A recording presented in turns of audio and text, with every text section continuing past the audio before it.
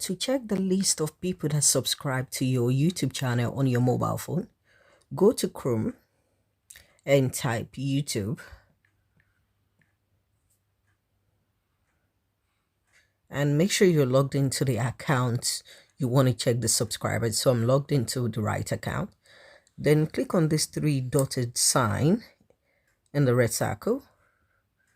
Then click on desktop site. So now I'm on desktop view. So the next thing you need to do is click on profile picture and click on your channel and click on where it says customize channel.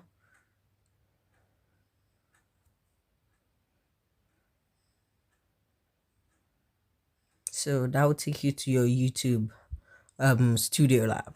So then go to your dashboard, click this sign in the red circle. Then you scroll down and you see where it says recent subscriber and see all.